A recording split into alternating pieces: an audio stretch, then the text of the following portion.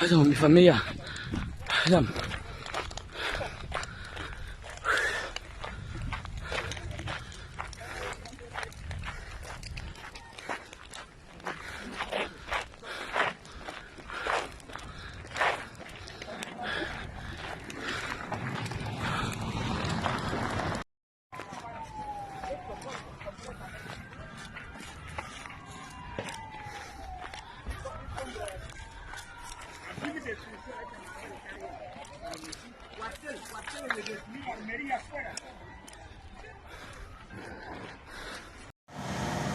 Señores, no se sabe qué es esto, pero acaba de ocurrir una explosión muy grande que ha sonado casi en toda la ciudad de Bata.